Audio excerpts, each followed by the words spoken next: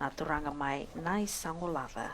As the proceedings continue here in Suva, each moment adds another layer to the national farewell for Ratu Ipeli, a life marked by service across every sphere of leadership. Just before the break, we witnessed the deeply significant presentation by the Asana Kolau and the Wunirewa clan, a moment of profound personal meaning representing family, lineage, and Ratu Ipeli's direct ties through his marriage to Andikoila Mara. We are now moving forward with the next presentation in today's program. As we can see on screen, we'll be witnessing the Returned Soldiers and Ex-Servicemen's Association of Fiji, who will present the Sevusevuenu Rengurengu. This tribute carries particular weight, as Ratu Ipeli served for decades in the military, rising to the rank of Brigadier General and becoming Commander of the Republic of Fiji Military Forces. He had also served abroad in Malaysia during the Konfrontasi period, an experience that had shaped his leadership and his discipline. For many that are gathered today, this is a farewell from one soldier to another. Isang boleh nakatalen na wikanta ng dobo tomay na nontanga unungko nita kini sa ato sa wagi nakatiwa na bingarabi ni maruta kasartal tinga na kasarabati ko na bika ko diriti kani en balili bu na mataka endai dasari tongur na nonra ilokala ko ni rengo ni song ni soti lubi sulu na nonda benua rambole mate rasuliana non rengauna rasuliana non ringu rasuliana non rumbula en rakaka ni tipo वैसा उतुताकी आज रातू इपेली नैलातुकाऊ की राष्ट्रीय तौर पर अंतिम बड़े सम्मान के साथ राष्ट्रीय सम्मान के साथ अंतिम विदाई की तैयारी में दूसरा दिन है और आपका इसमें पुनः स्वागत है। ई रेंगू का दूसरा दिन है। रातू इपेली नैलातुकाऊ ये बाऊ के सामंती घराने के हैं और इनका विवाह जब रातू से कामिसे से मारा फिजी के फाउंडिंग प्राइम मिनिस्टर पहले प्रधानमंत्री उनकी बेटी आंधी कोयला मारा से इनका विवाह संपन्न हुआ, तो इस विवाह के ज़रिए दो सामंती घराने जो हैं वो बहुत ज़्यादा मजबूत हुए, जिनका फिजी देश पर काफ़ी असर है। तो ये वानिरेवा चिपली लाइनेज जो है ये और ज़्यादा मजबूत हुआ। और अभी आज हम वनुआ की तरफ से और उस परिवार की तरफ से अंतिम विदाई के लिए जो यहाँ पर आए हैं,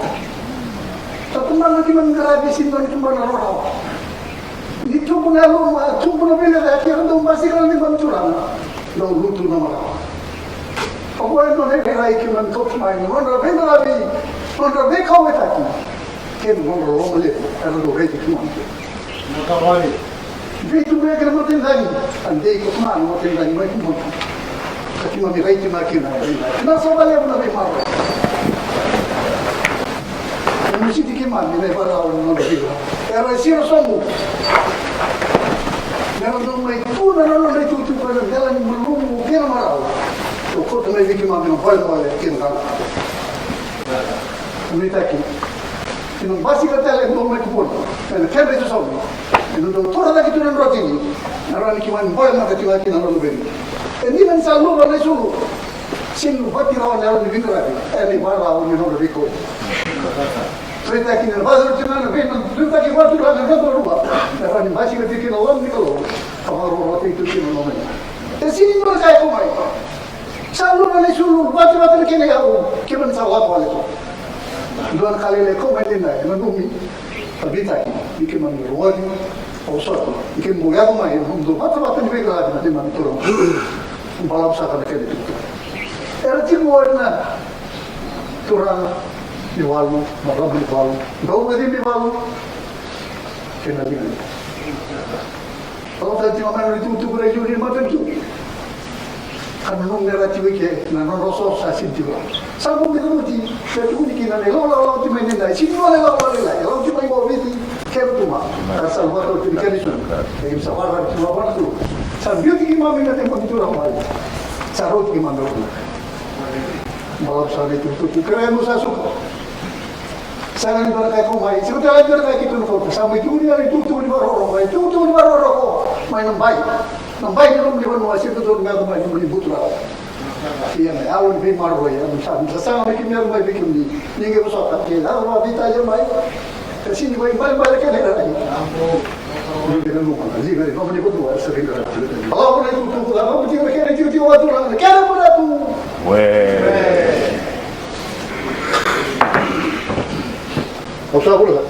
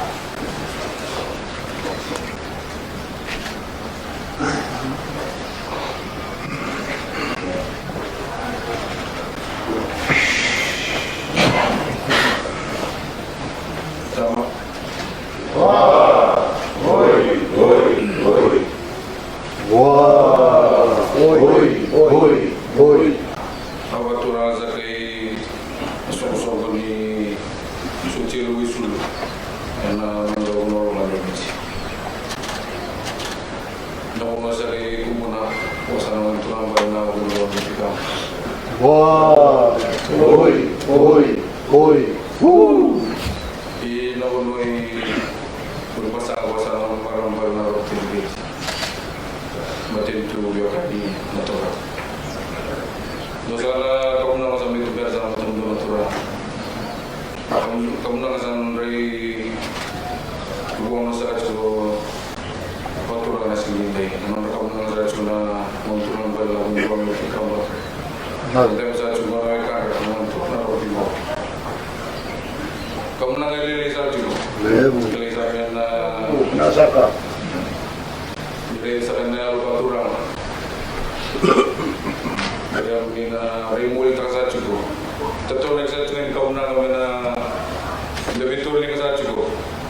Doon ba sa chuko. Balo sa chuko ko si kauna. Sabatan perlis. Inabulo biar na sumusok ni suci lo bisul ene kene mori asusurat.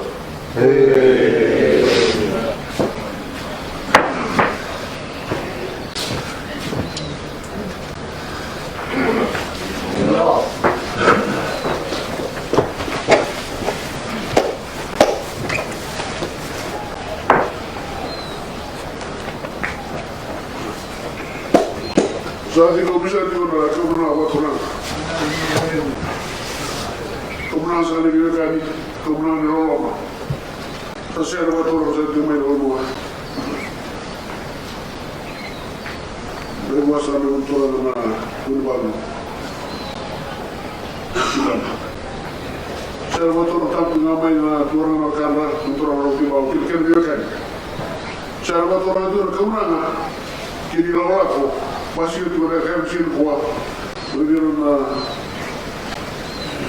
sotia, tahu di bawah, persalahan waktu itu orang bersul di darat, masih itu mesti kuat, dan mungkin orang nara aplikasi dari mana orang. Saya waktu itu, kalau mungkin satu orang nanti mau kerja sendiri yang mai, mungkin orang na PS di misteri kau baru mungkin. Begini itu waktu itu kalau kita mau buat di merokok, dan lebih motoran tak, kini bini komiti kita nak mesin kuat, dikini bini bina terang bini buat tak kena lebih Roma, kita lebih terus kita lebih hidup, kita bakal aku bawa, lebih saya terima. Kita sok kita kalau mata, soalnya tuan mata kita maju sama kita mau coba. Tahu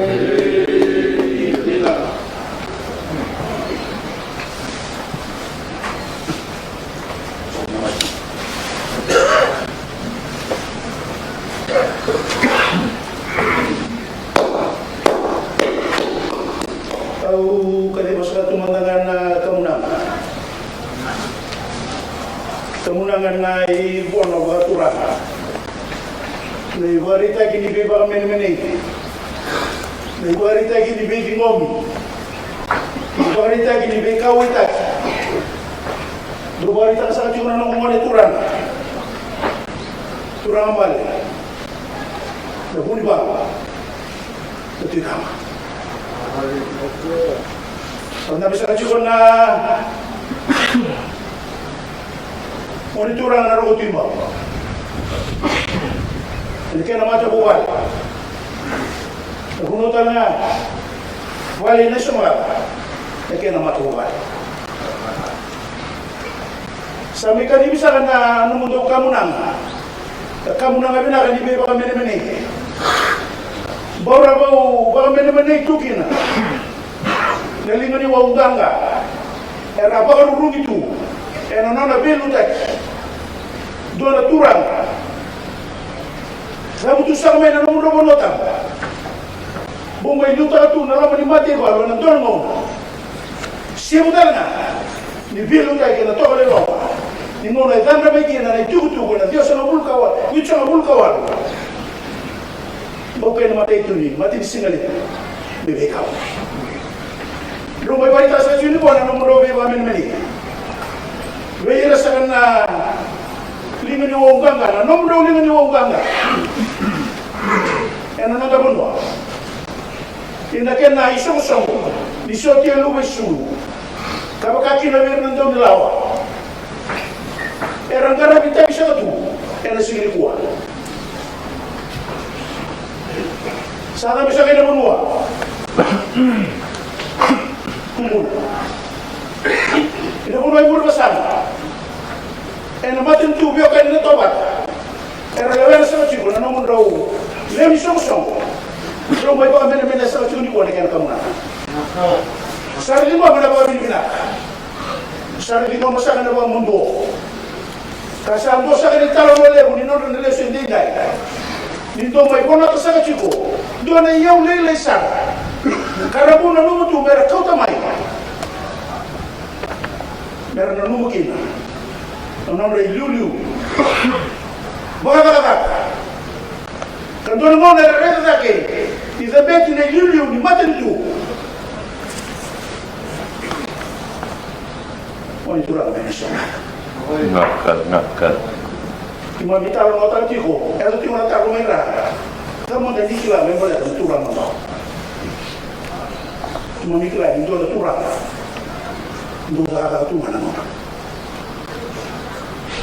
Itu ada turang. Kau cikgu sung sana. Merau ni winita. Naik orang rata mata kita. Dia itu mai banjir ni nak cikgu nak bubal. Mana turang balik nak bubal.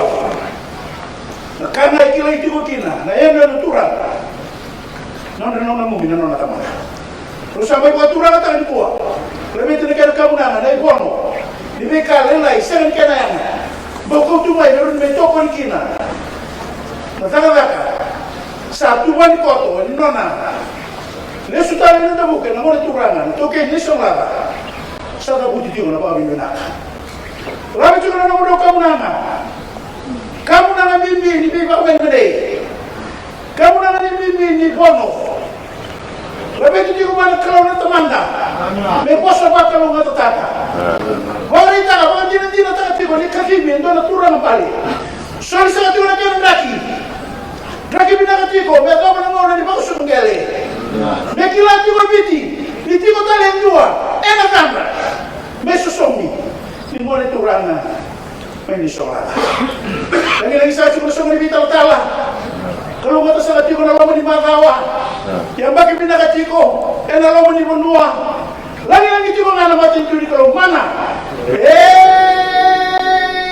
Dina, tama sakali.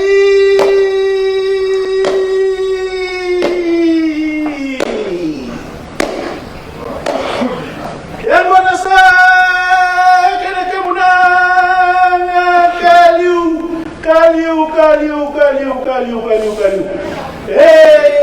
Dosa dua amdo. Nasa balik. Benar.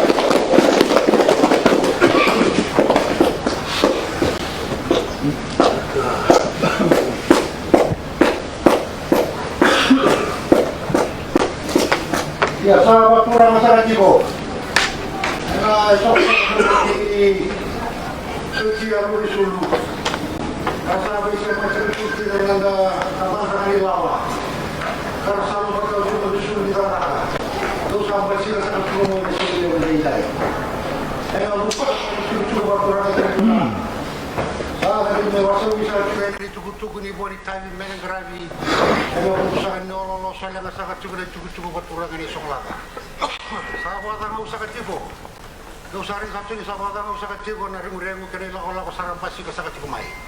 Ena nori cukup na turang apristen di na turang na pira kau. Sahabat na kau na kali mula bawa di kena. Ena tubuh sangat sacibo. Ena singa ni lu tuliamu. Sara ada sangat cukup mai na ngol na turang menesolana. Erna main dabo, bogin dua. Ena nori cukup na turang apristen di. Ni singa mai ena matakali lain ni singa borong buka.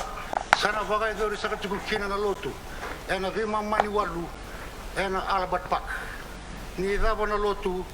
Sana kau sangat cuna ngon na lomo ni tau ni kana mat stay sangat cuna ngon na lomo ni tau no suwa. Ni beren ni laku sangat cuna ni lako. Ena uno ni baile le mainan dabe. Me apo sara sangat cuna na yan lupa turang bau. Di saya ben ngon na no turang bau. Sana dulu makin ngon na bata ni kawati. Men dabo ruo na uwa. ni mbera ngai kauna ngora ana sautamu meri bado satu ikira no pasukan gale bisa utsaka no pasukan gale anda ngai langsung mai na bukni boni bingkare tagri tag bingkare bobonua mena mai bagi ursaka chugun na luboka ri ochina bingkare bobonoi luboka safara usata tungara baka singalebu kena baka kagi ena singa borong buka do chukusaka ne songo ni sotie lugo sul kena mata bu vale vitai dini vet purangani valu kena baka namba kena nando baka dimbalu ai sabu ni romai kumbona rigo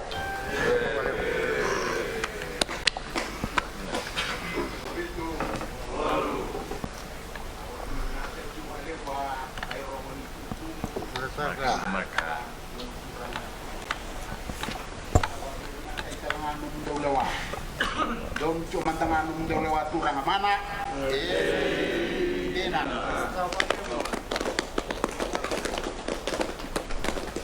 Usang bulu binana turang. Usang bulu kata. Usang bulu binana merama. Biasa tahu yang kona.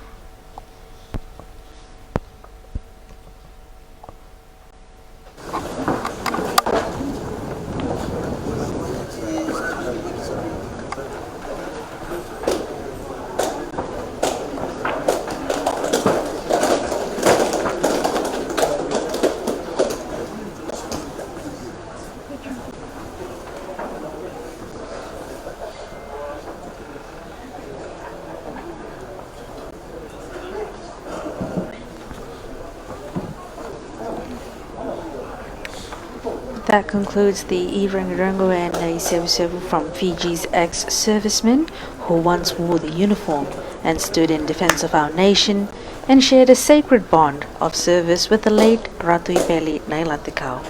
Many of them had walked the same path he once did through the disciplined ranks of the Republic of Fiji military forces, serving both at home and abroad. They remember him not only as a high-ranking officer, but as a comrade, a man of quiet strength, deep respect, and unwavering commitment to duty. Sa bigyan nonra ilago ni riung na isungso ni sotia luwisulu en nonda manua rabi banditi ito nga en itu kuni raturang daw daka raturang daw kautir sum sar kira na turang na itu ki na isunglada ersambali me baka enda sarong toka na kini tutuku en na matakong guerrilla na matibol na daw ni rasingayang baki tinikadiwa en baki tinikadiwa ono sangul ros ngabulu badata na baki non ravingarabi en matibol na daw kara singolenga di bingarabi na daw era ngolitunga en buni dagda kani besu tutaki kara kautikina na matai ni battalion ni matibol na daw kile panon ni tinikadiwa wit sangabul ko walu यानी to commanding officer. देश के एक बहुत ही सम्मानित नेता उनकी अंतिम विदाई की तैयारी चल रही है और अभी आप देख रहे हैं कि मिलिट्री की तरफ से ये इरंग जो है ये पेश किया जा रहा है। मूल रूप से सैनिक थे, 20 सालों से अधिक समय तक सैनिक के रूप में देश को सेवा प्रदान करते रहे रातू इपेली और ये ब्रिगेडियर जनरल बने और फिर उसके बाद Republic of Fiji military forces के कमांडर भी बने। 89 पीरियड के दौरान मलेशिया में इन्होंने सेवा प्रदान की और इस अनुभव ने उनकी नेतागिरी और डिसिप्लिन को आकार दिया। आज यहाँ पर एकत्रित शोक सहानुभूति प्रदर्शित करने वालों में ज़्यादातर सैनिक हैं। एक सैनिक अपने दूसरे सैनिक साथी को अंतिम विदाई देने के लिए हाजिर है। मिलिट्री फ्रेटर्निटी ने सैन्य विभाग के उस लीडर के प्रति अपना गहरा सम्मान दर्शाया जिन सैनिक की वर्दी ने लंबे अरसे तक जन सेवा की नींव डाली, पूरी जिंदगी देश सेवा में बिताई। सैनिक, राजदूत, स्पीकर ऑफ पार्लियामेंट, उच्च सरदार तथा राष्ट्रपति के रूप में आज उनकी अंतिम विदाई के लिए रेंगू का दूसरा दिन है और बारी बारी से कई सरकारी विभाग जो हैं वो आकर अपने शोक सहानुभूति प्रदर्शित कर रहे हैं। As we are coming to you live from the State House in Suva, and the nation continues its days of mourning and tribute for Ratuipeli Nailatikau, allow me this moment to excuse myself from an earlier misspeak. He is the Tauke Naisongolada. My apologies for misspeaking earlier on. The military fraternity has now paid its respects, honoring a leader whose life in uniform laid the foundation for his years in public service. We'll now take a short break. Stay with us. More to follow.